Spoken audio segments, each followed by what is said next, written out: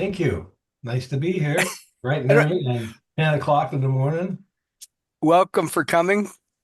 Chris Airola, really brief, 35 plus years in property management and was a teacher before that.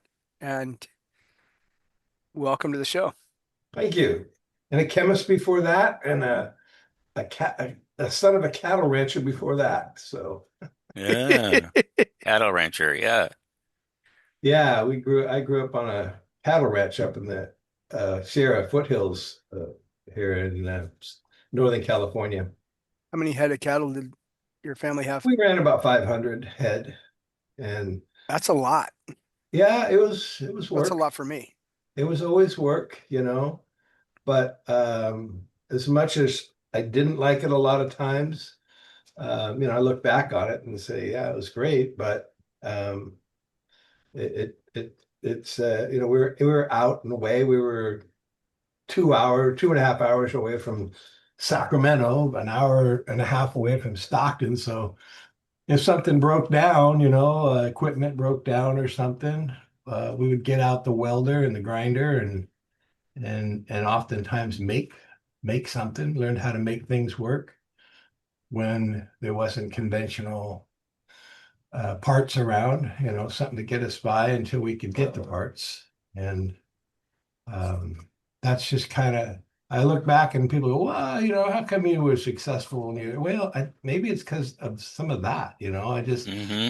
I remember when I started my business there and a guy as consultant came in, it was over in Woodmore Oaks, and I was teaching school still, and I was trying to start a business. Somehow this consultant heard about it. He came in and he had this whole business plan, and he said, well, you need $80,000 to start.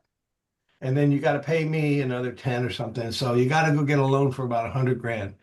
And I just thought, why would I do that? Why wouldn't I just start going at it right now and start signing people up? What do I need?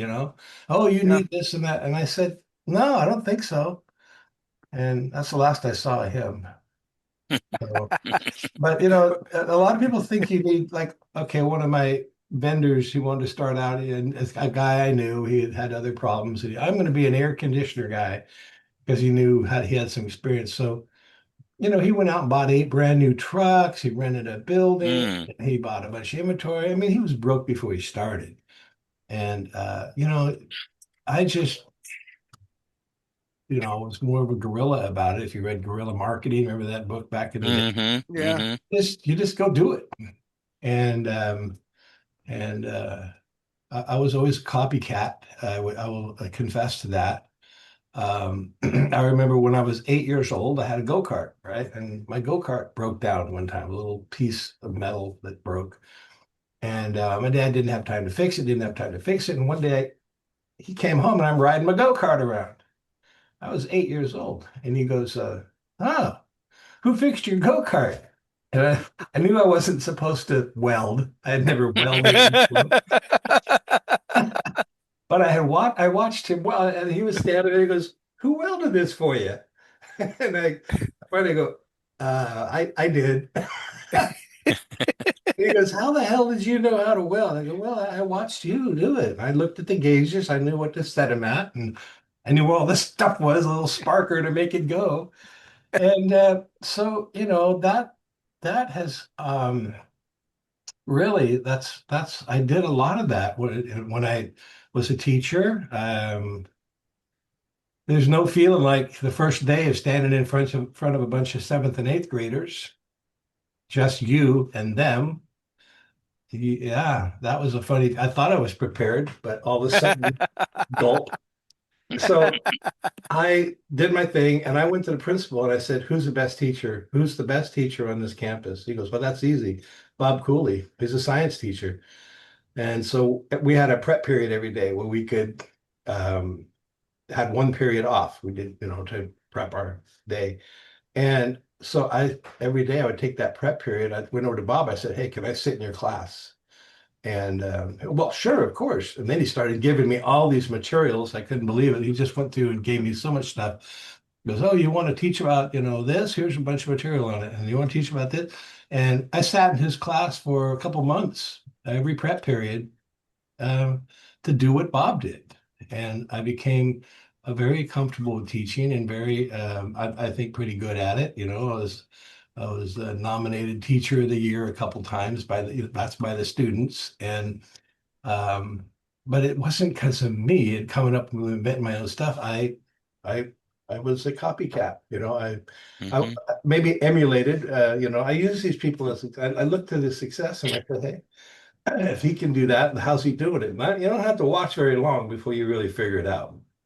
Because the people who are good seem like they come up with a pretty simple way, uh, less complicated way to do things than the ones who aren't as good at whatever it is you're talking about.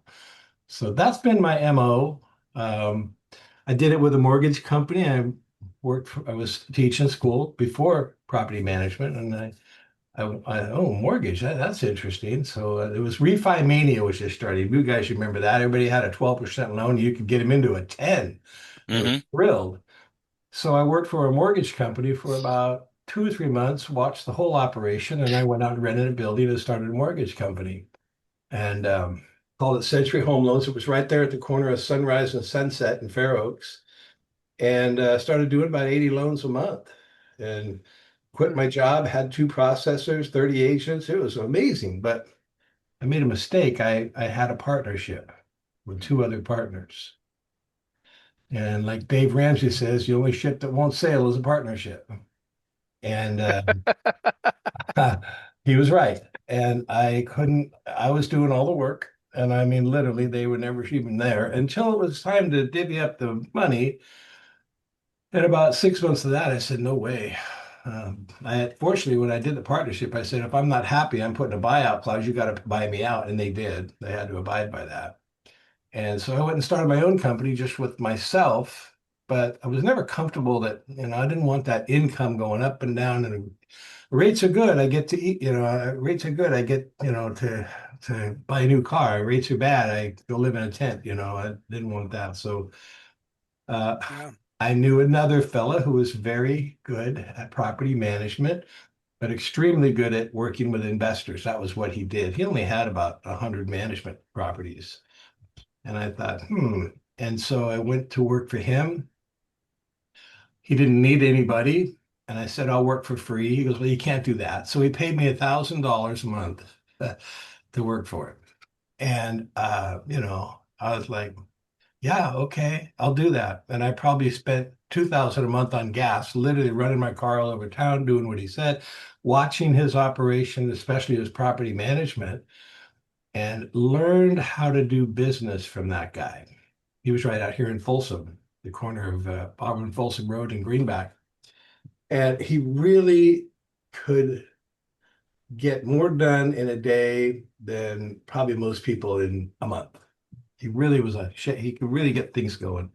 So I started trying to do what he did. And later um, I said, well, all right, I think this is a good gig. I had my mortgage and I um, started a property management company.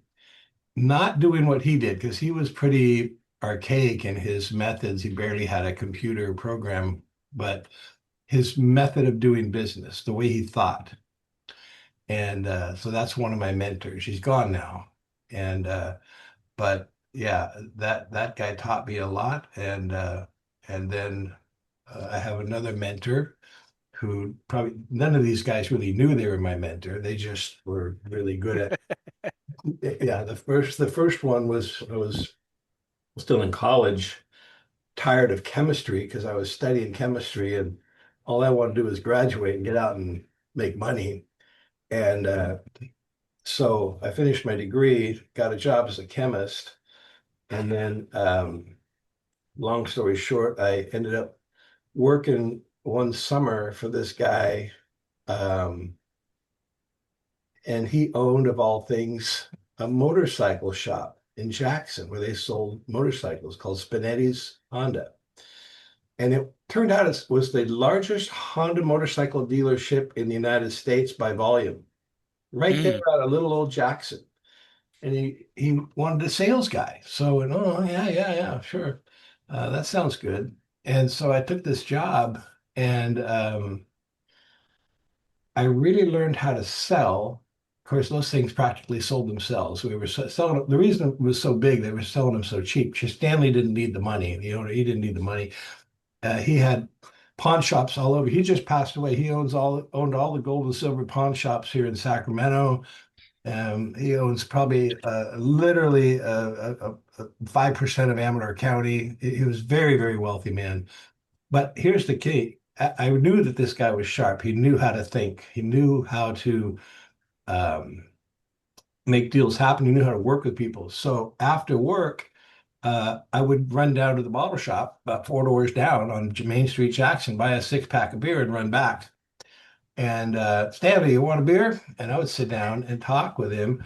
And he would show me everything he did, how he hired people, how he kept his books, how he did everything. He would open up his books, the ledgers. And Stanley, he drove a new Rolls Royce every 2 years. He'd go out and buy a new Rolls Royce. And so, but he never washed it, he never cleaned it. So I'd be like, Stanley, give me your keys. I'm gonna go wash your car. So I'd go drive it up to the car wash and spray it off, you know. And he just, a guy like that, he showed me so much.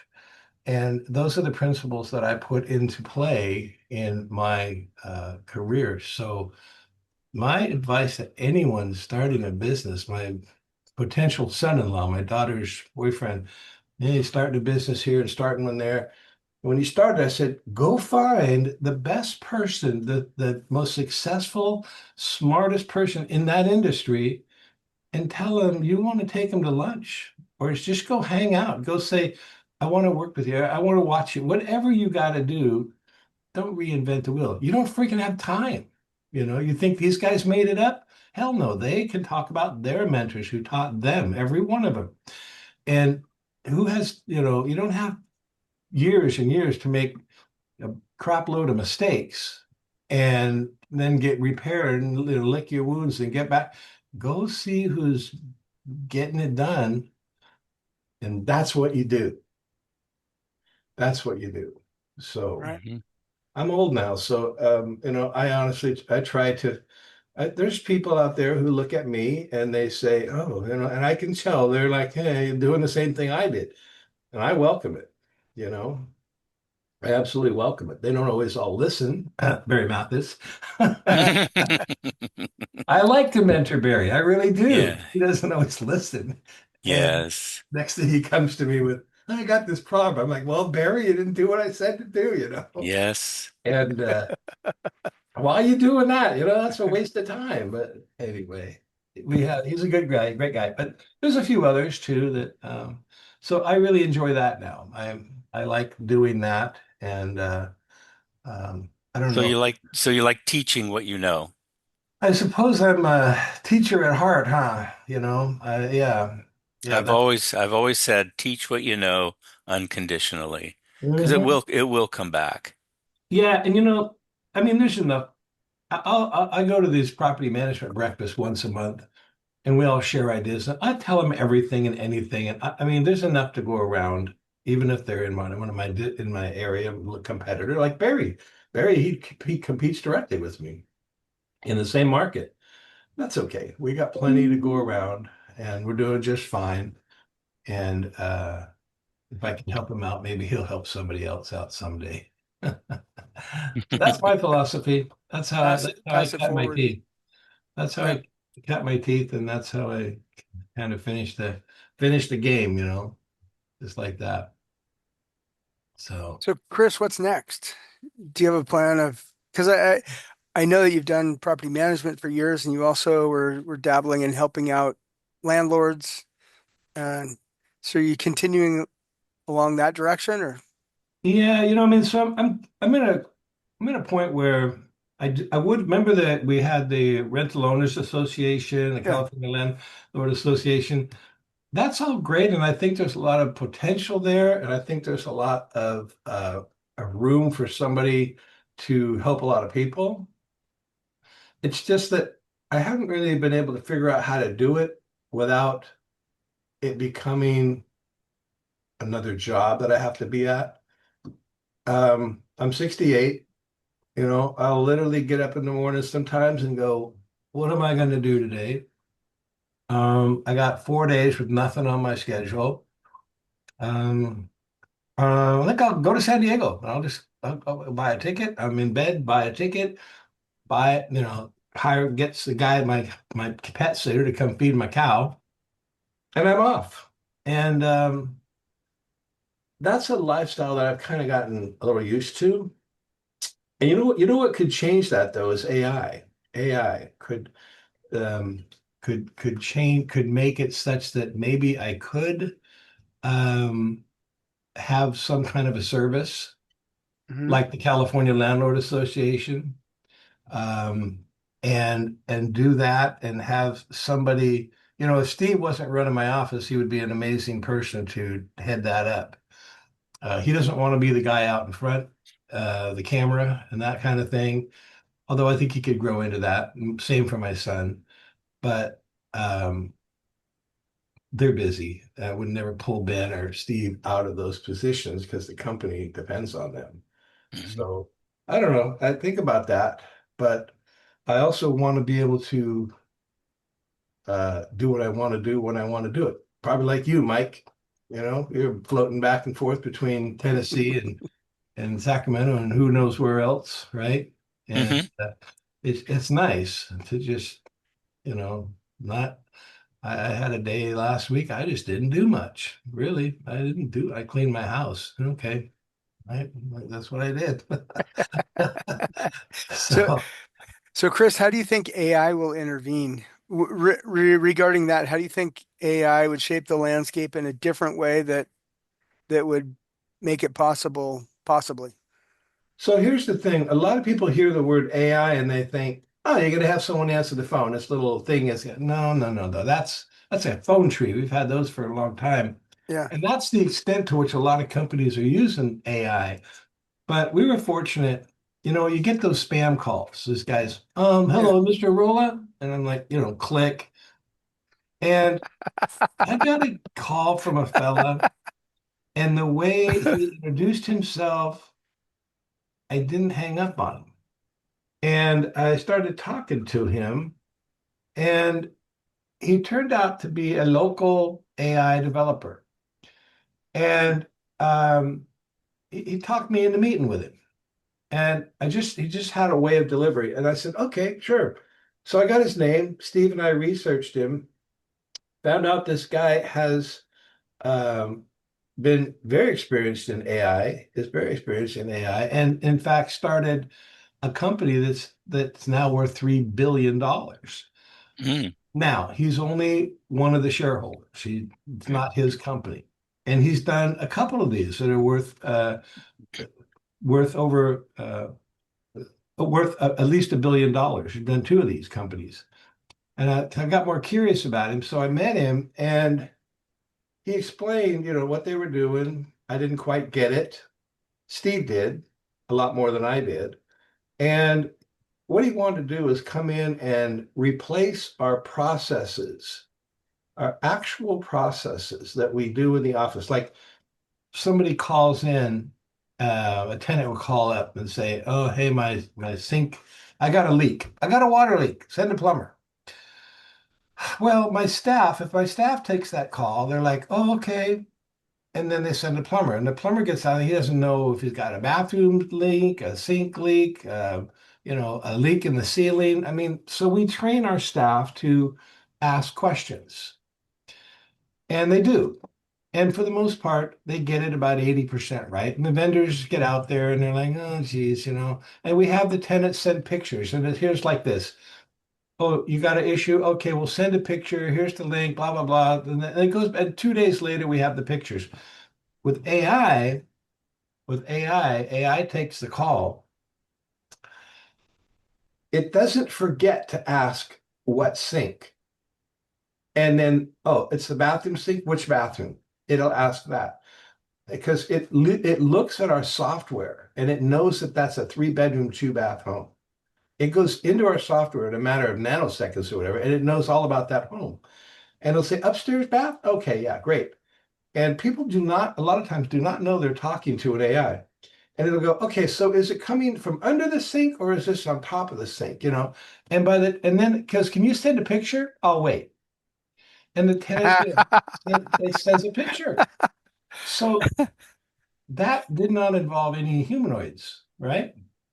But not only that, it got the details. It wasn't busy doing something else when the call came in or pissed off at their spouse or the kids threw a fit this morning, so they missed something.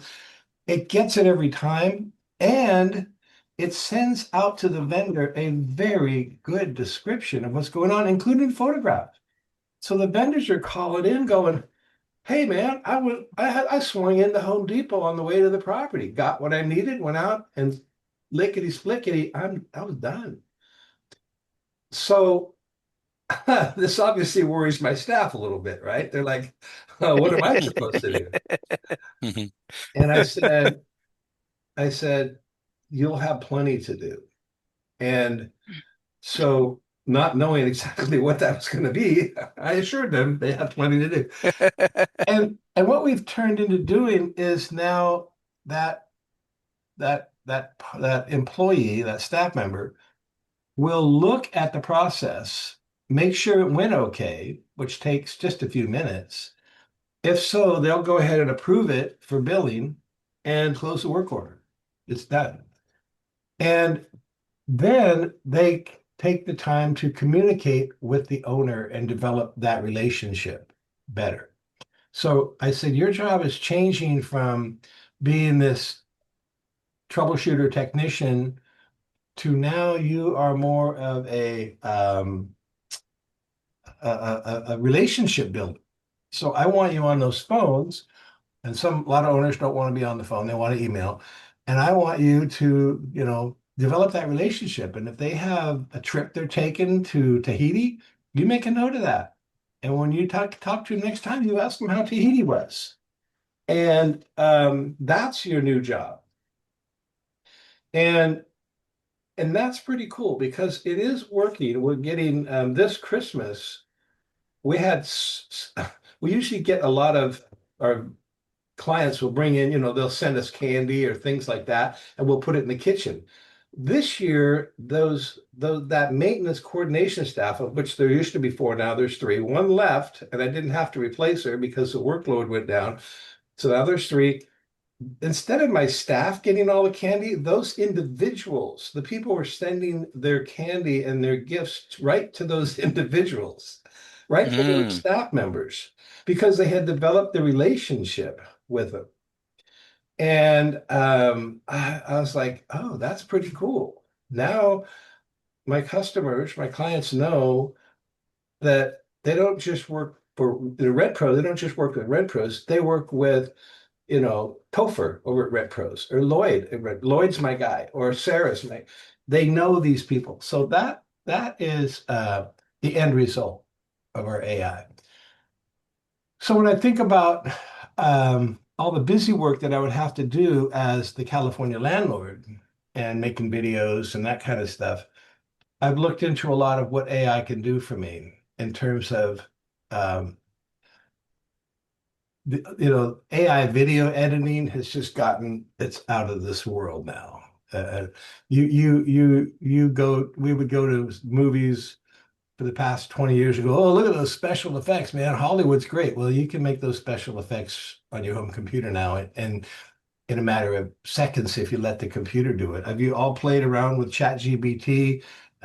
You take a picture of somebody and then you tell it, okay, 1031 guy. Oh my God, help me out. Bill Engo? Bill Engo. Okay. He posted a thing at Christmas, right after Christmas. I don't know if you saw it. He said, well, I made it through the holidays without anyone putting me in a silver jumpsuit. Um, and did you see that? And dancing with No. a big candy cane. So I took a picture of Bill off his website, and I told AI, put him in a silver jumpsuit, dancing with a big candy cane, and I sent it to him, and he just did it, and it was cracked me up, and it cracked him up because I said, not so fast, Bill. And I mean, that's all it took. I didn't sit there and make a candy cane and all. I just said, here, AI or ChatGPT, put Bill in a silver suit, dancing with a big candy cane. And that's where we are. So it's taken those hours and hours of editing and that kind of stuff that we had to deal with before or think about before. I don't know if you've done video editing. I used to do quite a bit of it. I made when I got pretty interested in it years ago, and I would make videos, for the family trips and stuff like that, and put transitions in and special effects and all that. But it would take forever. Now, boom, you just do it, and you choose from templates and everything. So this could be an interesting development. How do you And think that'll affect owners, property owners? I, well, I mean, not from the property management side, but from with regard to owning, choosing property, managing property themselves. Because obviously it's very functional from a corporate perspective when you have 10 or 20 or 30 coming in every day that you're dealing with is, but what about a property owner who may have something, 10 a month? 10 a month. Are you Well, talking? yeah, like 10 requests or repairs a month, not Oh, not a day. So oh, how do you think AI is going well, to okay, yeah, shift in that that? that would be the same thing I just talked about. You would have an AI that would handle everything, but you can also tell AI to notify you. Hey, we just got Mm, a call on a plumber. And then we take the next step with AI and we tell it what plumber to send based on what's going on and what each pl of our plumbers. We have some plumbers who only want to do indoor work. They don't want to go clean out a sewer line or build, replace a septic line. right. Others would rather not go inside. So we tell it what and then you can further have AI call the owner and say, "Hey, this is Mason. I just want to let you know had the plumbing problem. We sent such and such plumber. They'll be out there tomorrow or today or whatever, and it should cost around $500." We So, haven't added that part on yet, but right. for an individual owner Yeah. those first part would be that would take all those repair calls off your table. You would get something that said, "Hey, we just got a call, and here's what we did," and you'd go, "Yeah, okay, cool," and you'd put your phone down. You don't have to do anything. But if you say, "No, no, no, I want to send Joe the plumber instead of Paul the plumber," then you would just tell it, "No, change that." Mm, Yeah. But yeah, it's pretty. So this is AI. It's the processes that AI can do that we used to have to do. And so I am impressed with that. Um, I sit in some of the meetings where Steve and the tech guys, we call them the nerds, the two guys that started that AI company. We meet with the nerds, and it's over my head. A lot of it is just because I'm not familiar with the technology and stuff. I can look where I can help them is I'll say, great, sounds good, sounds good. Okay, Steve's all for it. I say, let me see the user experience. I'm the owner. I want to see how this feels like. And right. sometimes I'm very impressed. Oh, great, continue. And sometimes I go, no, you got to change this. And of course, then we have our staff examining that user experience too. And so that AI, and they can make a change. And oh, when you hear the word, we can say, oh, from now on, when you hear the word mold, do this instead of that. If you ever Right. hear the word mold, here's what you do. That's, and then we'll say, well, another word. If you ever hear the word smoke, here's what you do. Or water, here's what you do. And so you can start to refine that process down, down, down to be, I would say, as good as a human, but the fact is it's often better because, like I say, you don't have that component of, I stayed up late last night or Drank too whatever it much. is. It's just a machine and it just keeps on doing the same thing over and over. Right. And and we call our clients and say, "Did you know you were talking to an AI?" And about half of them say, "Yeah, I kind of thought so," and about half of them say, "No, I had no idea." You know.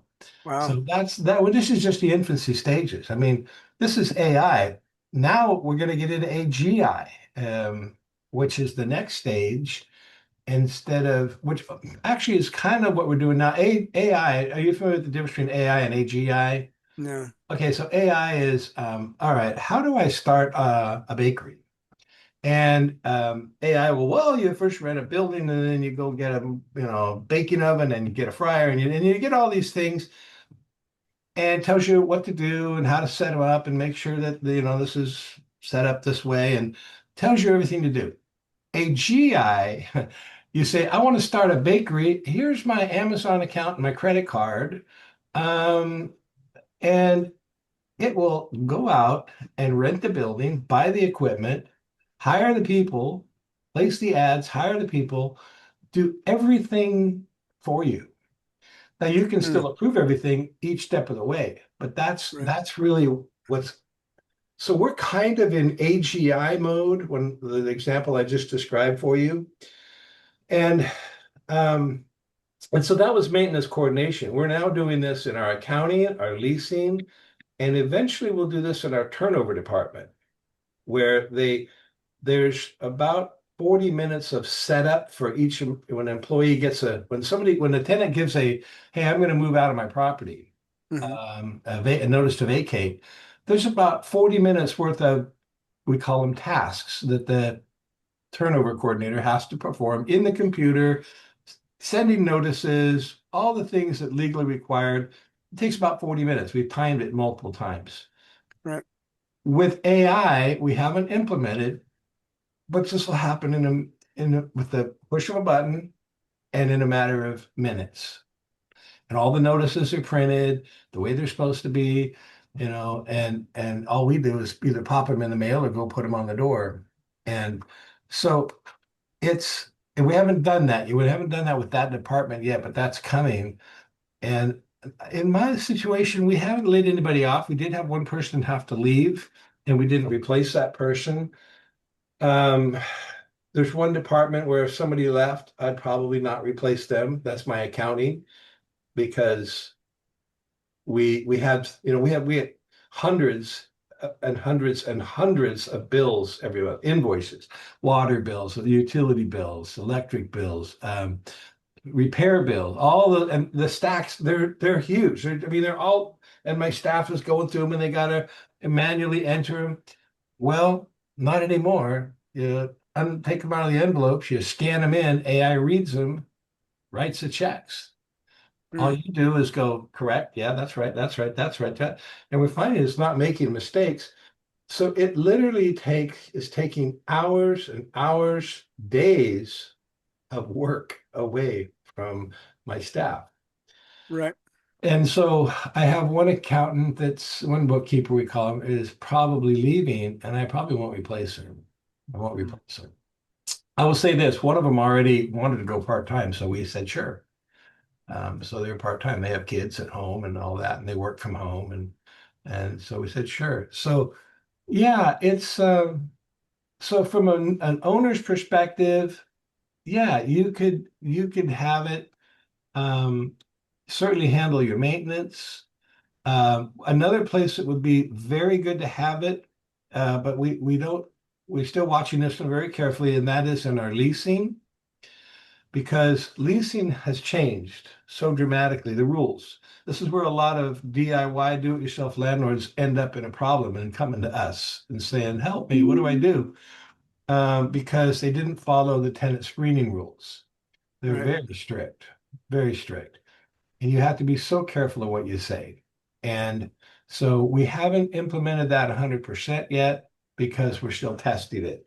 But if somebody calls and says, hey, do you accept Section 8? That thing had better say the right thing. It better say, we follow all state and federal guidelines regarding Section 8. If you have Section 8, please go to our website and apply. Right. Not yes or no or anything like that. Because well, we get calls from fair housing that are fake, and they're trying to trap us. So I'm Mm. sure a lot of other people are too. They call and they'll say, do you take Section 8? And we'll say, well, like what I just told you. But A while back we had one and it was so obvious. I think Steve took the call and said, so how's everything going down there at Fair Housing? Because he knew who it was. And they stuttered and stammered and caved, and eventually they got off the phone.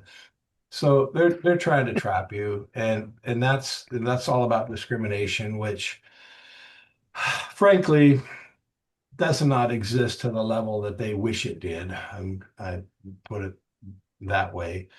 But I suppose there's some out there, but they really, in my view, they really ought to spend the time looking at their complaints. When people complain about it, and then go investigate, not set traps for landlords. But so leasing will help a lot because you can automate once you get an application, AI can first of all look at it and see what's fake and not. 47% of our all applications 2 years ago were fraudulent, had fraud in them, fake pay stubs, fake W-2s, fake bank statements, fake landlords. And that number is now around 50%. 50%, half. Yeah. So we turn people down who other management companies rent to. We see them rent other properties. And so it's really nice to pop those things in as an independent owner. If you're not running your apps through AI, you're just taking a hell of a risk, big risk, to make sure that everything's real. And then when it comes to applying the rules and the screening rules, you can only look at three things. That's credit score, income, and rental history. And they're trying to take away credit score. They're trying to make it so we can't look at credit, right? We already can't look at credit if it's Section 8. Not allowed. If the tenant says don't look at it, we can't look at it. That's going to be expanded, I'm sure, very quickly to, well, if the property has a federal loan, a Fannie Mae loan, Freddie Mac loan, well, then you can't run credit. That's on the horizon. And then from there, it'll go to nobody can run credit, right? It's in the past. Nothing to do with the future, right? So this So is does where, that so does that mean that as you take on new management properties, one of the questions is this a Fannie Mae or Freddie Mac loan on the property? Because that changes the rules of how you take applications? yeah, well, let me back up. First of all, we've been asking that question for years because of the CARES Act. If it's a Fannie or Freddie loan, we have to go comply with the CARES Act, which is completely a lot of restrictions on how you give notices, when you can give notices, the length of time, when tenants don't pay, all that. That was recently repealed about a month ago. So what I'm saying is you let another administration come in, because this happens at the HUD level, the federal level. And because when the last administration they were pushing for that, just exactly what you said. That's gone now, but it'll come back. It'll Hmm. come back. And what did remain at the federal level was this ban on running a credit report for Section 8 applicants if they do not want us to run a credit report on them. They can, hey, don't run a credit. And there's so many gray areas on all of this. It's just it's mind-boggling. We had a tenant come in and applied for, he had Section 8 applied. Well, we ran his credit. The credit was like a 402 or something. It was terrible. So we said, well, can't do that. He turned around and goes, oh, wait a minute, run it again without the credit. Can't run my credit. We said, okay, this is a good one. We already ran the credit. Now he wants us to pretend we didn't run the credit. What do we do? So we had to call our attorney. Our attorney was dealing with fair housing attorneys. This went on for quite a little while. We finally determined, nope, once we've seen it, we've seen it. We're not going to pretend we unsee it. No statute or law protects us. No precedent protects us. But our advice was go for it. We think you can win if you get sued. And that's how a lot of this game is played now. It's a lot of the refrigerator rule. It's so vague. You're going to find test cases there, like I showed in that presentation the other day. don't put a dormitory refrigerator in there. Well, the law says I doesn't say I can't. You're right. It doesn't say that. And it doesn't say you have to have a refrigerator with a freezer. That's all true. But do you want to stand in front of the judge? I don't know. Maybe somebody will, and maybe it'll come out that you don't need a freezer, or maybe they'll amend the rule or whatever. So this is where we are. We yeah, we're very cautious on all of this stuff. And you need to be very aware of this if you're going to hold a housing uh, product out to the general public. It's not like the old days, Mike, where we own the property, it's my property, I can do what I want. No, no, it's Hmm. really almost not your property. It's a vehicle that you can use to generate long-term wealth, but you're in a partnership with the state, local, and federal governments because they all have their own rules. And you have to So, Mm-hmm. so do you think that's one of many reasons why people are moving their assets out of the state? Because there's different sets of rules in each different state. yeah. And so they're going to states that are a little bit more forgiving. You can actually accomplish the same thing with not so many regulations Yeah, definitely. and still serve the tenants correctly, Yeah. and they get good respect. 'Cause that's what I've experienced. Oh, yeah, sure. I mean, I've had a lady, she had 5 properties. I managed for her for years. And when all this started, when rent control came into effect in 2020, 2019, she knew it was coming because they had passed the rule. It was going to be effective. She sold all of her property, all of her California properties, went and bought in Idaho. Hmm. Turned out to be a huge mistake, though, didn't it? Because property values friggin' doubled, you know, and in the state here. So it's that scale we've all seen where the higher the risk, the greater the reward. Mm-hmm. In general, that's true. I can go put my money in a T-bill or a savings account, and I'm safe, right? FDIC insured in my savings account, very, very safe, but very little risk, but very little reward. And and the same is true for investing in, I don't know, Bitcoin. Very high risk, but potentially very high reward. Well, California has become more high risk state, hasn't it? Hmm. But it's also become the reward has gotten a lot higher in California. I Well, don't I know mean, about compared to other states. I don't know, but yeah. I know for sure here it's like I can get how much for rent? What? Hmm. That's crazy. And I mean, I I have a hard time with some of my rentals that I own and that we manage. That really we're gonna. I said, Ben, I'll say, Ben, what's this we're gonna rent for? He goes, about 3,500. I'm like 3,500. I remember when I get 1,250 for those things. Hmm. Who can pay 3,500? Dad, I'll put it on there. It'll rent in 3 weeks. 2, 3 weeks. And sure Well, enough, the other thing too is you have to pay attention to what your net is. What are your yeah. expenses on each one of those properties? And what Joel and I have discovered is across the nation, yeah, you may get a little bit less rent, but in some of those locations, you actually net more because the expenses aren't there. The Yeah. tenant pays their own utilities, all of them, um, for example. And in some of the markets that Joel and I have paid attention to, they've actually doubled in the past 5 to 6, 7 years in value. Huh. So there are hot spots across the nation. Now, Yeah. going to Idaho may have not been a good decision because that isn't one of our um, research areas because they have high property tax and they have a few other things going on there. But there Yeah. are places across the United States that make incredible sense, especially Hmm. for the ones that want to escape or move out of a state that has a lot of regulations and rules. And the lawsuit are very high potential of problems and issues. So um, I don't know. Yeah. People Yeah. are emotional and they make decisions sometimes irrationally, but Yeah. Well, I haven't looked that much into the state. You guys are the experts on that to other states. hmm Um, and um, and so I mean, I personally don't want to own something why so far away. Why? Well, I don't know. I don't know. It's not like I go visit my properties every month or something. Exactly. I know people that own stuff in Elk Grove. They live in the northern Sacramento, and they've never driven by it in years. Yeah, It's not important as long as it's being managed correctly. The checks right. keep coming in, and and everything is hunky dory. And Yeah, that's the same thing for my portfolio. I don't need to be next to the properties.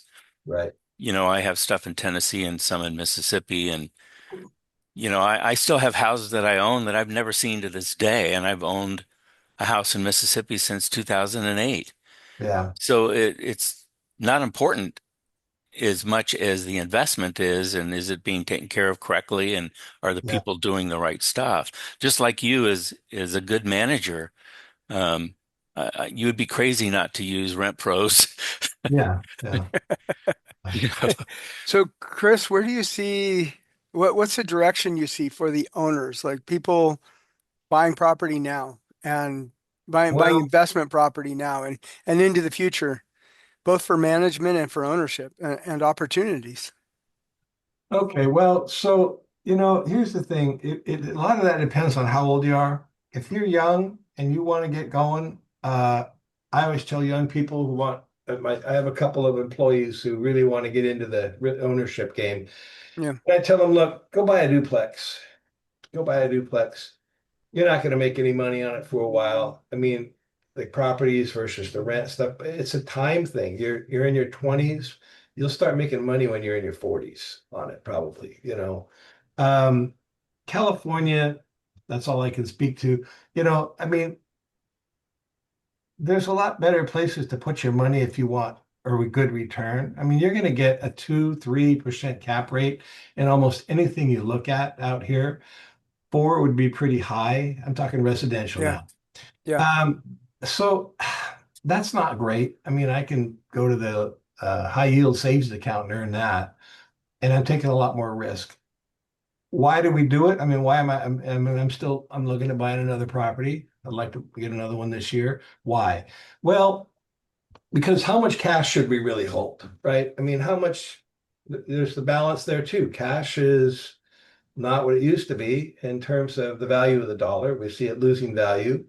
yeah, Um, Also, in real estate, I get more than just my cash flow, my real cash. Even if I buy a property, let's say I put a bunch of money down and I get like almost no cash flow. What do I get? I get depreciation, which is very yeah, important to me now. And which, because we're in this business, we can write off that depreciation. We can write off that loss against our regular income. Can't do hmm that if you're a doctor, right? But we can. Hopefully, they don't change that rule. So I get that. So I pay less taxes. So I say, well, I got a little cash flow. I got a big tax savings. Okay, so there's my, and then maybe someday I'll get some appreciation on top of that. So, okay, it's almost like I told Steve, I feel like I'm just putting my money in a holding tank that yeah, helps me get a tax relief in the meantime, maybe some appreciation. But if I'm out for, cash flow, I'd probably go look at another state because I could do better. Look, you get a duplex for $650,000 here. Your 650,000 will perform better in a high yield savings account if that's all you're looking at is cash flow. yeah, So go, yeah. So from that perspective, if you're young, yeah, go get a duplex. As soon as you can move out and have the two rents, pay your mortgage and about break even, you save some cash, go get another one. And then maybe go get a house. That's what advice I would give them. A house, a beat up house, you can do that and rent out rooms. That's what my son did. yep, But if you're a young person, yeah, I'm not going to rent out rooms in my house, right? We're not going to do that. We don't want those roommates, right? But I mean, my son called it house hacking, and he'd buy a little old house and then fix it all up so he could rent rooms out. He'd take the smallest room, and then later he'd take a bigger room, put somebody else in the small room. Later he took the master suite. Oh, the primary residence. Sorry, the primary room. You don't say master anymore, do we? You're right. There's some kind of a slave originated connotation to that or something. I don't know. So okay, that's another way to do it if you're willing to have roommates, but a lot of younger people don't want that. But a duplex would be great for that. And duplexes are in duplex areas, so you have to deal with that. They don't have a lot of areas with nice new duplexes or 10-year-old duplexes around South. Yeah, they almost don't exist. Well, Yeah. the new ADUs are starting to pop up now, Yeah. and builders are actually building subdivisions with an ADU as part of it. Yeah. Those There's next sets of gen, rules. have you seen those next gen retirement communities where, Mm-mm. it's a 55 and older community and they've got two doors, two front doors, Mm, one for the Mm. main house and one for mom, right? And those are Okay. pretty cool. hmm Um, but they're on the same meter and all that stuff. So if you start renting them out, it's like renting out a room. Yeah. You can't try to charge them for their share of power because you don't know what that is. So yeah, but that's the only practical way I could say to look at buying in California as a investment, the way that you and I thought about it, Mike and Joel, Yeah. uh, when we were young. I'm going to get one and I'm going to make, So kind of yeah, buying it when you starting out either with a house and doing house hacking or as a duplex and renting the other side. And yeah, that's about the only way I can really see doing it. Maybe even a fourplex, but those are usually in really, not in great areas. I mean, I don't even like managing fourplexes. I mean, Greenback Estates and the State Streets, Connecticut, Rhode Island, all that down there. Mhm. Oh, it's got to be a really good owner and Caselli Circle and all that stuff. yeah, it's Jeez. got to be somebody who really understands what they own and is willing to put up with their cash flow loss and the tenant tear outs and the long vacancies because the applications we get at those places are so we turn a lot of those down. hmm Well, So I know people that have bought houses to live in, and Yeah. every 2 years they just keep the old house and go buy another one and then rent it Yeah. out. So they'll buy a light fixer, paint, remodel the kitchen and stuff. So they'll Yeah. take 2 years or so to do that. And then a couple of years later, they'll go buy the next house and rent out the old house. So they leave a trail. They're Yeah. not the best neighborhoods. It's not their dream home, but it Right. yeah. sure is a wonderful way to build a portfolio. Yeah. I mean, that's the business model that was really strong when you and I were young, right? hmm That hmm was a very strong business model and it worked very well. It's what we did. hmm hmm But I think that's a lot more difficult now just because of the price of homes compared to the rent. Correct. Um, which is why I say, well, do the duplex or do the room rent out thing. Um, but you can move on. That's the game plan is still the same.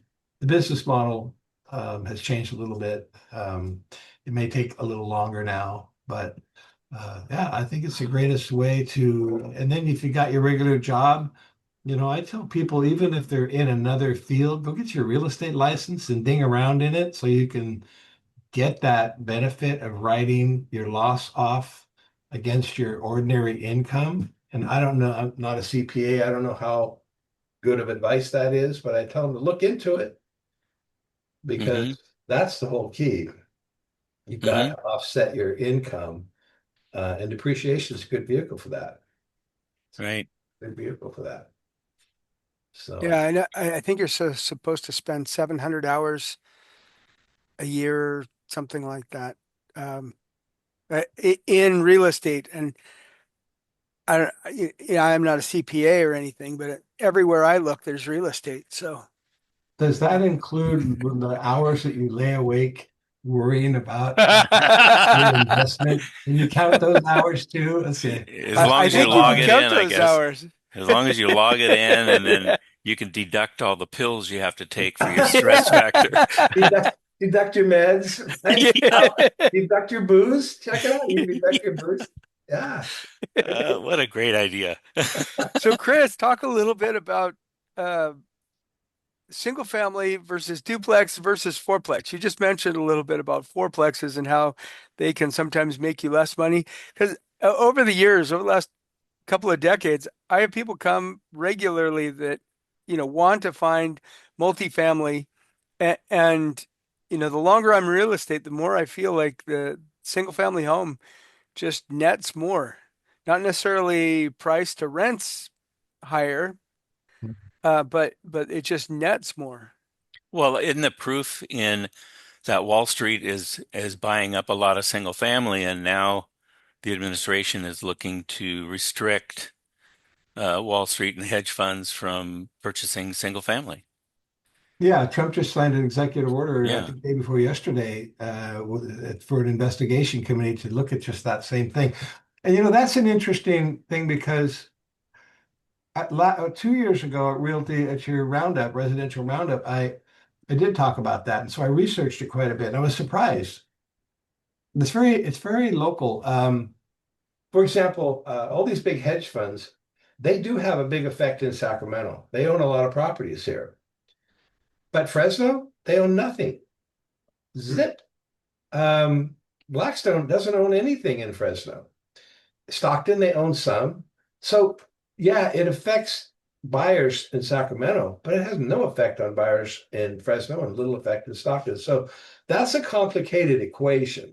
It's Yeah. not like, oh, the hedge funds are buying up everything across America. It's not like that. They're very targeted.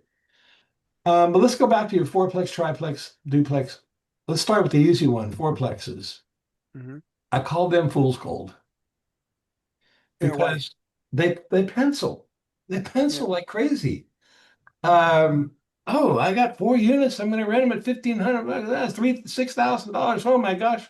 And yeah, but the problem is fourplexes are generally in areas that are very high density, all these McEwens out there, um, very high density, lower social economic tenants. So a place like Sayonara, you will be 50 to 75% vacant much of the time. Much of the Mm. time. When I say vacant, that means like somebody's living there, you have to evict, or Oh, right. it's vacant because you have to rebuild it. And it's not sitting there with nobody wanting to rent there. It's sitting there with somebody living and not paying, or it's a complete disaster tear out. And I see people that want to buy fourplexes and they want to go to Greenback Estates or they want to go down to the um, uh, Roseville Greens or, God forbid, Auburn Greens. And I just say, nah, I know it pencils, I know it, but it's just not going to work, and can't manage it for you. I'm not going to do it. Hmm. We do manage a few, but if you're buying one of those units, I mean, you got the shared garage, you got to share with the neighbor. And I've had tenants call, well, my neighbor's raising pit bulls. I go out there and there's pit bulls crapping all over, and there's no divider. So, you can't park your car and get out without stepping it. And they're yapping I mean, and it takes forever to rectify that, especially if it's an owner that's raising pit bulls in the garage. And I mean, it's just too much. Those people cry. They come in my office. The I'll the tell you a quick owners. story. Yeah, the owners. I'll tell you a story. I had a guy come in. It was when my office was on Sunrise, down in Woodmore Oaks. And he's like, it was right near Sayonara. So I knew a lot. I did manage a couple of those back in the day. And he goes, yeah, I own 4 units and they burned down. He goes, and I've been at this for years and it finally just burnt down. And I went out there and the thing is about half gone. And he goes, you want this thing? And I said, no, not really. And he goes, give me $10,000 and I'll sign it over to you. And I was seasoned enough to know that Sayonara, I was starting to not manage there anymore. And I just said, no, no, I won't do it. Not even, you could give it to me. I don't want it. Because A, I got to rebuild it. So I'm going to put, at the time, 200 or 300,000 into rebuilding it because he's keeping the insurance money, right? And and I just said, I can own this thing for a couple hundred grand. in repairs, I don't want it because I know that I'll never have four paying tenants out there. So I call fourplexes fool's gold. Stay away from them. Mhm. I suppose if I had to pick one, I would say Roseville Greens, possibly. But that better be an owner who really understands what they own. Green home and all that. No, I don't want to deal with it. Not. Yeah, no. And so they had their day. I had a buddy who was buying those things when they were $29,000 a unit, and he bought like 15 of them, and he did all right. He bought them, sold them at about 60, and ran away with the money. And good for him.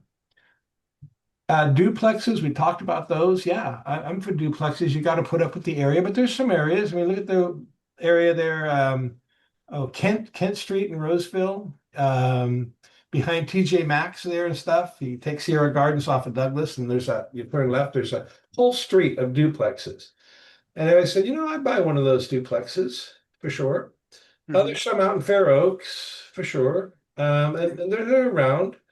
So I'm all for duplexes. Triplexes, you don't see a lot of triplexes around, do you? No. Old Roseville, Old Rancho, Downtown, north side. yeah, downtown. So they're pretty old. Yeah. It's a little high density. I'm not opposed to that. That's as good as a duplex in many cases. You have to look at the deal.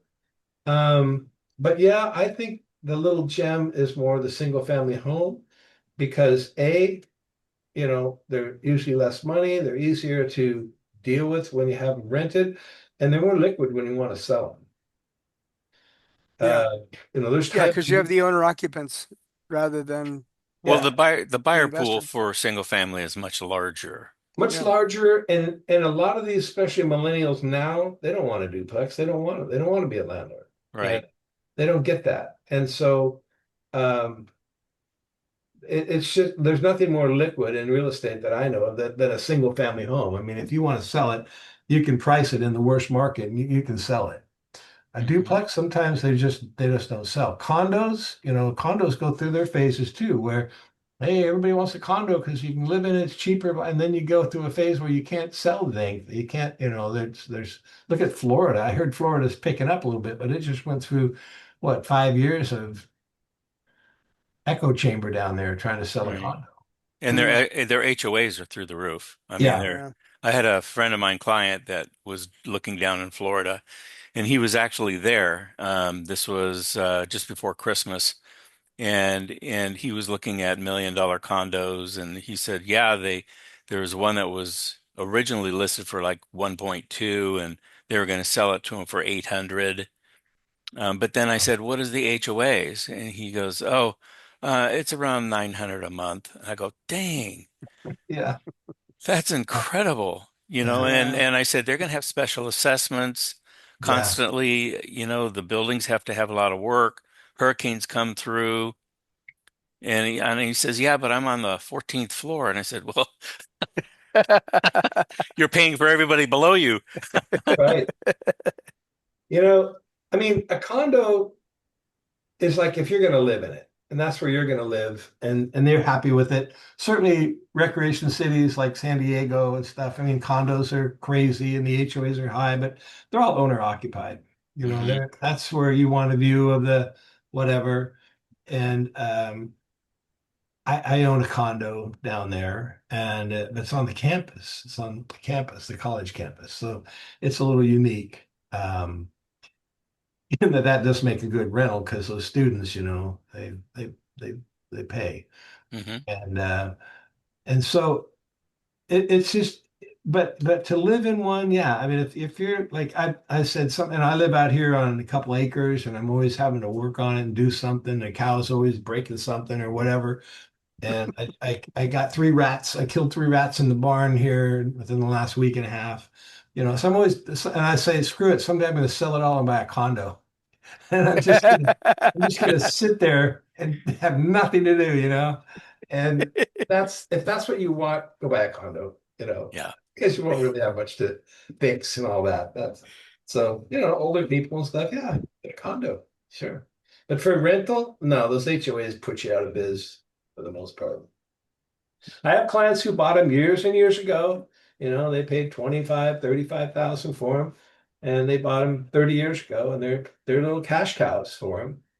But you still gotta, and the HOAs are low enough. It all still works. But that's again that time factor. If you're Hmm. young, go for it. I'm not buying something that takes 30 years to make money, right? My Yeah. kids will be happy, but I won't. Yeah. No, no, we're not doing that. Cool. So Anyway. what's the things you're most worried about for owners in the near future, but within the next 5 years? Or maybe the question would be, what keeps you up at night? Okay, so that Could be the is, same answer. Yeah, same yeah, answer. it is. It's um the concern that our government really wants to put us out of business.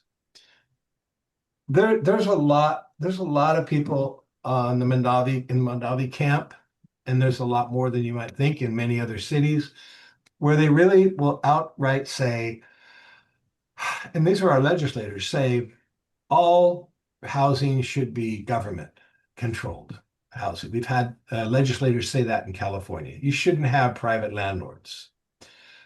And that's their belief. And it's kind of stunning because, you go look at any government housing program anywhere in our history, and not just our history, but, throughout Europe and other countries, China, right? I mean, government housing is warehousing. It's warehousing people and the amenities, and Yeah, there's no try and get a window fixed. yeah, Yeah. and there's no competition, take it or leave it. And I mean, the Chicago projects, they built them and occupied them, and then they tore them down. I mean, they're not there anymore. Well, there's new ones, but this is a concept that is really, I had lunch with a lady who's running against Doris Matsui. She wants to replace her as our senator here in California, one of our U.S. congresswomen. Sorry, not senator, congresswoman. And Mai Vang is her name. She's a city councilwoman in Sacramento. And, she was very much of this kind of thinking, very much. Even though her parents were refugees from Cambodia, well, actually Mongolia. And this is her thinking, very, very vocal about it. And I said, what this is class envy, and this is very unhealthy. Anyone can, with the faculty, their faculties can do whatever they want in this country, and those who sit back and smoke weed and drink booze and get mad because you have and I don't, you're letting this take over this whole class envy mentality. And that's what I worry about because they can't come in because of our Constitution. They can't come in and say, all right, you own this property, forget it. You don't own it anymore. We're taking it. They can't do that. But what they can do is what they have been doing is make it economically more and more obsolete, non-functional. Okay, all these rules that cause us to have to, you know, tighten our belt, try to make the private and and and it just the list goes on and on and on. It's everything from rent control, Assembly Bill 1482, to the refrigerator rule that we have now. Um, they legislators view us as very, very, very wealthy people. Um, Nannies, they want, they put Mm. us in the position of being a caretaker of these occupants.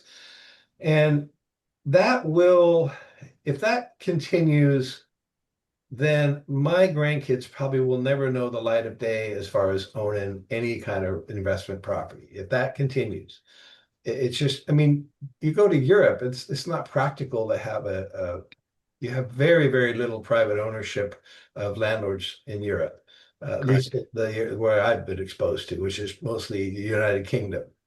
You just don't have it Yeah, because it was too Chris, regulatory. I talked to an agent who represented investors, etc., in Berlin, and yeah, very, very fascinating conversation. The the rent for a property in Berlin, and this would be like €500,000 property would be $1,200 or €1,200 a month. And then the tenant would have probably another 500 to 600 in other miscellaneous fees that they would have to pay on top of that. And the owner would have a variety of miscellaneous fees, maybe 200 to 300 of miscellaneous fees on top of that. So they're not even they're collecting the 12 and then receiving 9. But I think I ran it out roughly, and I think it was a gross rent multiplier of about 40. And about 10 is where you start making money. Yeah. Hmm. And so almost everybody rents because it's way, Yeah. way, way more economical to rent than it Yeah. is to own. Yeah. I mean, and it's a government that's made it that way, Yeah. Right. and you And know, I've had the pleasure of going to an ex-communist country. My ex-brother-in-law was a Czech. And so we went to Czech Republic, and his mom lived in one of the project houses. They're yeah, all the same color. They're very gray, very dingy. And yeah, she lived Yeah. up on the ninth floor or something like that. And all the elevators were broken. So I asked, how long have the elevators been broken? Oh, 10, 12 years. I mean, they've been broken forever and elderly. And she has to walk up these flights of stairs, bringing her food up there. yeah, And these are like studio, dinky, yeah. 400 square foot things. She had a heck of a view, though. I mean, the view in the window was just gorgeous. But and I'm just going, oh my word, Yeah, this is what projects Th- look like. This is what yeah. the direction we're heading. Yes. Well, and everybody thinks that, I mean, we're talking about socialism merging into communism, and somehow Americans have gotten the idea and getting the idea that that's a good idea. And I mean, we just forget history, I guess. We don't pay attention to it. Hmm. And Well, there's, people want things for free. They don't want to work. They don't yeah, want to do yeah, anything, and They want that's somebody what. else to work for them. Yeah, Go back to yeah, their and mama and their daddy. yeah. yeah, yeah. So it's a whole mentality that's changed, and it's seeped into our legislators. And going back to my Vang, I asked her, "What is your history? What is your work history? Have you ever worked for private industry?" And the answer was yes. She worked at Subway for a few months in high school. Mm, After that, it was community organizing and assisting a campaign manager and working on a grant that, a program that they got a grant for. All government, government, government, government, government, government, government. So they start to think that government is king, and government is the only thing. And I've said it before, you and we're all busy working. We're all being capitalists out here, and we're tied up 9 to 5. And these folks aren't. If you look at so many of our legislators, I mean, John Garamendi, our state senator, former insurance commissioner, former um, um, franchise tax board commissioner. I mean, they just move jobs, right? And from state, all these positions, the state, all that. He's a neighbor of ours. And I know John has never had a job in his life other than government. And that's who's running the show. They don't know anything about what you and I are doing. They don't know anything about the jobs we're creating, the tax bases we're supporting. They know nothing about that. They have no concept, and yet they're out there making all these rules for us. And between them and a complicit media telling us that what is the new term now? Collectivism is the way to go. mm, And you only have to watch a little bit of Milton Friedman. You don't have to watch much of it to know exactly why that will never, ever work. And I saw a little clip. I watch a lot of YouTube at night. It's kind of what I do. I mean, I'll watch everything from how to make bread to, why why the orbit of Pluto isn't what we think it is supposed to be. And and they did a nice, might have been part to do with Milton Friedman. Why why is it that socialism always turns into communism and communism always turns into a dictatorship? And it was a pretty good thing, very quickly. It's because it takes a lot of force to make that happen.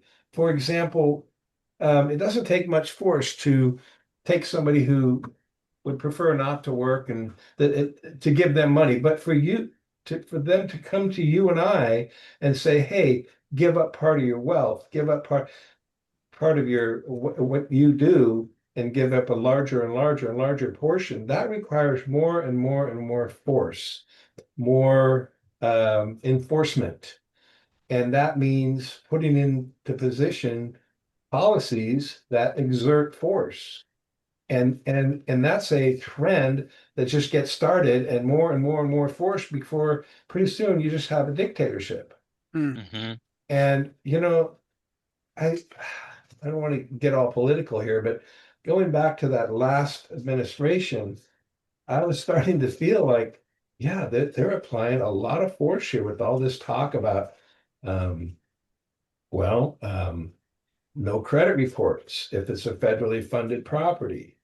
Or, if it's a loan, if the loan if it's a federal loan, um, and expanding all that, it's just more and more and more force. And eventually, we keep pushing back and finding new ways to get around it. They have to exert more force. So that's the kind of stuff that I think about. Not for me. I'm 68. I don't think, they can put force on me and I won't have as much, but I'm fine. You guys are fine. But geez, these poor younger people coming up, not only will they lose the opportunity, but they'll have no concept. They won't even understand the concept of the greatest system on earth that has created more advancements in everything from medical technology to scientific technologies to which is capitalism. What do they want? Feudalism? Is that what they prefer?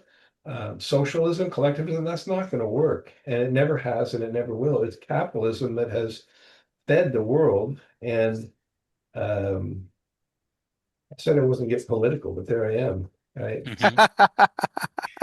Yeah, Well, it's a sad thing. It's a very It's sad still thing. real. yeah. It's still Well, real, Chris. Sad well, thing. one thing about this country is we are discoverers. I mean, look at the aerospace. Look at all Yeah. the good things that came out of Yeah. inventing stuff. Tang, all you just hear all these stories. Super glue, sticky pads, all this stuff came from, believe it or not, aerospace. Oh yeah. Yeah. Um, Yeah. and Our that's computers. just, yeah, Yeah. computers, internet, Yeah. all those kind of communication things are absolutely wonderful. Yeah. I mean, last time I was in Scotland and I wanted to rent a car. And I went up to the counter and there were three boys there, and they're probably 20s, late 20s, early 30s. And I went to the counter and they were looking at the tabloids, all the big National Enquirer kind of things, and look at it. And they were all just doing that. Well, I stood there, I was the only customer. And I walk up and I waited and I waited and they were showing each other and they'd look over and see me and they would just ignore me and go to this. This was more important, this tabloid. And I sat there and my wife at the time, and I said, no, hang on, hang on. And they went on for over 5 minutes. And finally, can I help you? And I thought, this is because there's just no competition, there's no motivation, they don't care, they get, I mean, it's just this whole attitude that develops. And um, we're already there to some degree. But I'll finish with one last thing here about this topic. And that is, if you know what the Costa-Hawkins rule was. Costa-Hawkins, Yeah, well, Prop let's go 13. back. Pardon? Yeah, Prop. well, no, let's go back further. Rent control was established. Actually, first place in the US was Berkeley, California in the 1960s. Hmm. Everything's under rent control. You can't raise the rent, blah, blah, blah, blah, blah, all properties. Well, Berkeley became, in about 5 years, one of the most blighted areas in the entire country. Businesses closed. Um, Rental stock was a disaster. Repairs weren't being made. Air conditioning weren't, heaters weren't working. It was extreme blight, and then it went to crime. And they said, well, what happened? What happened? Well, everybody, no one could afford to have a rental or a business in Berkeley because it covered everything, commercial properties, everything. And so Costa-Hawkins came along, a Democrat and Republican at the time, and they wrote a bill, the Costa-Hawkins Amendment, and that was passed unanimously, bipartisan in the state of California that said, wait a minute, not everything is under rent control. You cannot have single families be under rent control, single family homes. And there was a bunch of other things, like if a property was built in a new build, a new construction would not be subject to rent control, on and on and on. And about 5 years later, Berkeley bloomed again. So you would think, oh, well, there's the example, isn't it? There's the example we should look at when it comes to rent control. And yet we went ahead and so did many other cities and passed rent control. Many other cities passed rent control in 2020. And then what's the fight been ever since? Let's get rid of Costa-Hawkins. Let's get rid of Costa-Hawkins. Let's go back to the way it was when Berkeley was blighted, is the translation. And you can't convince these people. You can't convince my Vang or anybody that I've talked to, any legislator I've talked to, that you're trying to go back to when Costa-Hawkins was put in place because blanket rent control was a disaster. Now you want to go back to blanket rent control because you don't know history. They just refuse to get it. They just don't understand it. And so what do? They can't say single family homes, for example, are under rent control. You can't say that. That would violate the Costa-Hawkins Act, which, by the way, to overturn that would take a constitutional amendment. So it's got to pass, 60% or something by the public, and on and on and on. And so they say, well, we can't just get rid of Costa-Hawkins. So what can we do? And this is an example of just their sneaky little tactics. In 2021, our California legislators passed a law. How are we going to make single family homes subject to rent control? How are we going to do that? We can't just undo Costa-Hawkins. Let's do this. Here's a notice. You have to give your tenant a notice that says this property is under rent control. And if you don't, I'm sorry. The property is not under rent control? Property is not under rent control. And if you fail to give them that notice by June, or was it July 1st of 2021, then guess what? You didn't give them the notice, so now the property is subject to rent control. And that was never challenged in court. And I told my attorney, let's challenge it. He goes, great, you got about $1 million to set aside and put into a fund. I said, why would it take that much? He goes, here's what's happened. You're going to sue them, and you're probably going to lose because it's California and court judges. And then what they're going to do is come back and go, well, we have a right to our attorney fees, and they have passed this lawsuit around to how many hundreds of attorneys in big, tall buildings that have looked at it for 2 seconds or less or a little more, and you're going to pay for all that. So they're going to come back and bury you when you lose. And so there the law sits. So we still have plenty of owners who call us and say, oh, my tenant did this, did that. I got to get him out, or I want to sell my property. That's the biggie. I want to sell my property.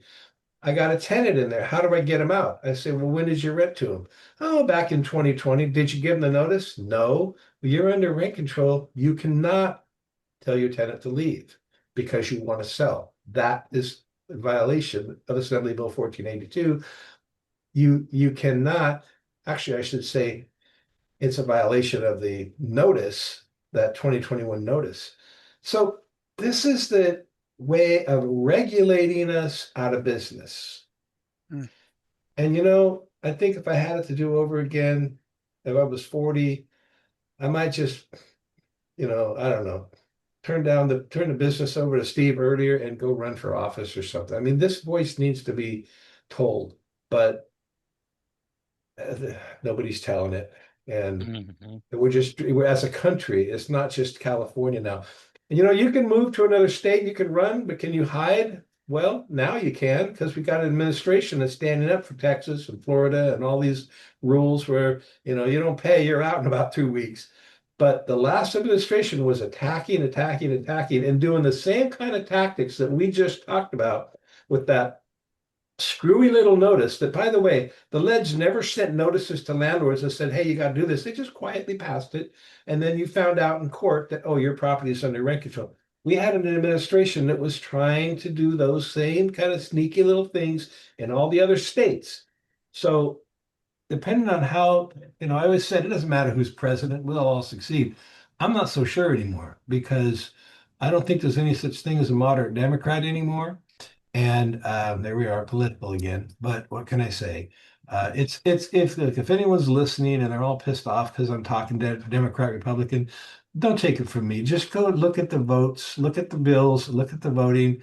I mean, I get the bulletins from California Apartment Association, what legislation is coming up, what's proposed, what just passed, and all of these housing bills, 100%, not 99%, 100% are proposed by the Dems, and they're all passed by the Dems. It's not like there's anything bipartisan going on. So it's a philosophy. It's not a finger pointing, name calling.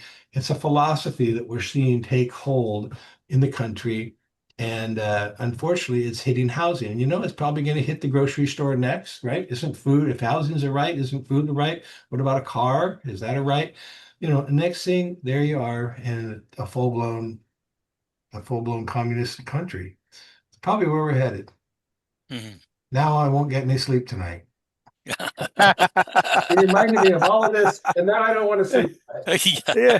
No, that's kind of where we're at, brothers. That's how I see it. Yeah. You need to go play with your cow. You know what? That's what I'm going to do. I'm going to go pet my cow for a while. There you go. She doesn't know anything about any of this. So I can't discuss it with her. We just, I rumor she eats hay, and that's Yeah. it. Get back to basics, Chris. That's Yeah. Get funny. back to basics. Get back to the farm. It'll end the way I was born. Go rat hunting. Find a little Yeah. rat and with your little 22 and Yeah. Well, I catch him in a little snap trap. there you go. Yeah. So, You have any barn cats? You should have some barn cats floating around there. well, my neighbor has cats and they get into my barn, and that should be helping, but the cats are kind of young. There's some of Mm. them are hunters, some of them are, Social Security recipients, and they just lay down the food. But they're on Social Security, Medicare, Medi-Cal, they're welfare, EBT. But no, she has some, and that's helping. It should be helping my gopher population because I did have two cats, and they both got old and are no longer. But and then my gopher, oh my goodness, the gopher population around here just went crazy. But her cats now have been in. But I don't want anything I got to feed. When I leave, my Well, that's what cow's enough. barn cats are for. You don't feed them. You They don't just feed them. they just hang out and they catch what they need and they're happy. Yeah, if they'll do that, yeah, if they'll hunt. Well, they have no choice if you don't feed them. They got to work. They'll get Social Security from the neighbor. Right, right. Anyway. Well, Chris, thank you Okay. so much for doing You this. bet. Well, anyways, it's been All right. absolutely wonderful, Chris. Hope I didn't bore you all and run off at the mouth too much about No, politics. no, no. Yeah, thank you for your insights. We lost all of our liberal listeners. I hope not. I hope Yeah. not. Go look it up. Go look it up. Anything you. Just keep an open mind. Yeah, keep an open mind. And you know what? There's always two sides to the story. So I'm not sitting here. Correct. Isn't. Well, and find out more. Don't just believe whoever's the first person who tells you something. Go find out more. Mhm. Yeah. Ask AI. Get various They'll tell you. opinions on the same thing. Yeah. Yeah. Okay. Well, anyways, Chris, thanks very much. Appreciate Thanks. it. And we'll keep in touch. Okay. Yes. I'll talk to you next time. All right. Take care. Bye-bye. Bye-bye. Bye.